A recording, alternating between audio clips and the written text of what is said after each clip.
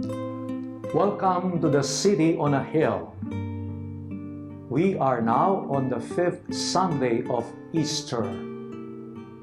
Let's now listen and be enriched by the Word of God.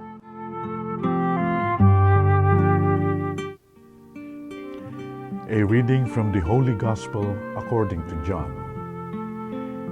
Jesus said to his disciples, "I am the true vine, and my Father is the vine grower. He takes away every branch in me that does not bear fruit, and every one that does, he prunes so that it bears more fruit. You are already pruned because of the word that I spoke to you. Remain in me as I remain in you. Just as a branch cannot bear fruit on its own unless it remains on the vine, so neither can you unless you remain in me. I am the vine, you are the branches. Whoever remains in me and I in him will bear much fruit, because without me you can do nothing. Anyone who does not remain in me will be thrown out like a branch and wither.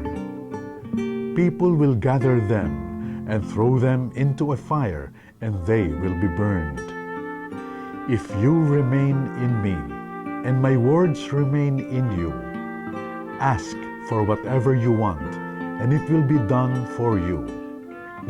By this is my Father glorified, that you bear much fruit and become my disciples."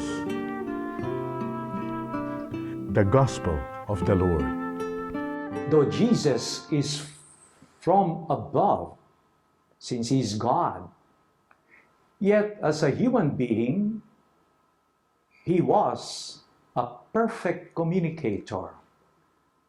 When he spoke to simple and poor people, he used a language, examples that they could easily capture. For instance, when he spoke to farmers, he spoke about farming, the seeds that fell in different places, and so the productivity will depend on where the seed fell. When he addressed the fishermen, he spoke about fishing. Fishermen gathering different types of fish, and at the end, they would separate the good fish from the bad. And he spoke about the judgment at the end of time. And today, he uses a beautiful image, easy to understand by everyone. He speaks about himself as the vine, and we as the branches. We are all familiar with trees. Just look at a tree. A branch cannot live if it is detached from the vine. And so, whatever flows in the branch comes from the vine. So, Jesus speaks about establishing a deep personal intimacy with him.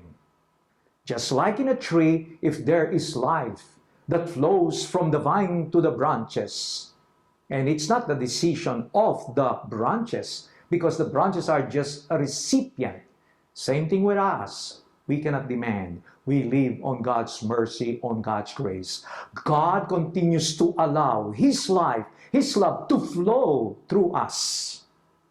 So we should expect the supernatural to always make a breakthrough into our lives. And that's how Jesus transforms the natural, our lives. And that takes place when we allow His life to flow through us and in us. Imagine the life that flows comes from God Himself. The fruits that we will be able to yield from receiving, enjoying God's life in ourselves will be the fruit of His grace, will be the fruit, the product of His blessing. And yet it's not easy. Jesus speaks about pruning. Some branches have to be pruned so that they could be more productive. They are useless. So in life, God continues to intervene in our life. Sometimes we do not understand. Sometimes we do not appreciate.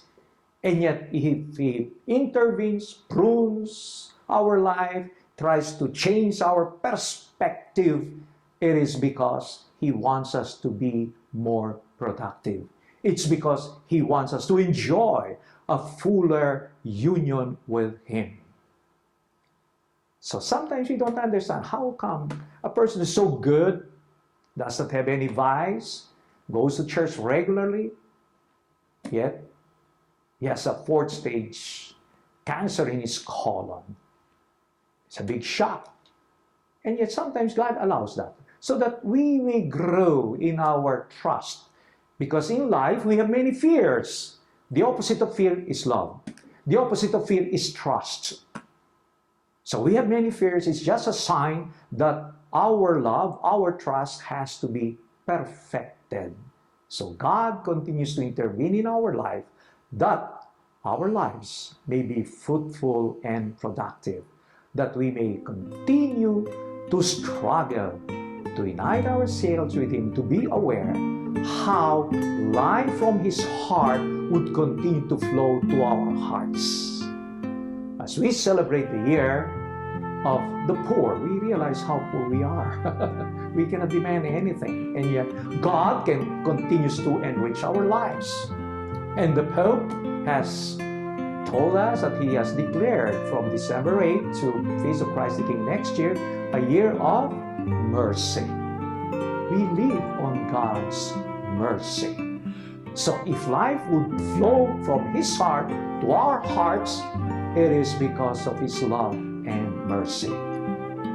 Let us learn from our ancestors like Paul, who was a great dynamic preacher, communicator. He struggled to let Jesus, the love of God, flow into his heart. And he succeeded. And he was able to say, it's not I who lives in me, but it's God. This should be our dream. This should be our desire, that the love, the life, the joy of Jesus may always be in us. So that like Paul, we can say, it's no longer I who lives in me, but it is Christ. He is the vine, we are the branches. Life flows from the heart of God to our hearts, that we may live, that we may share His life to others. Be a good and a fruitful vine each day. We have reflected on the Word. Let us now journey to our city and become living reflections of the Word of God.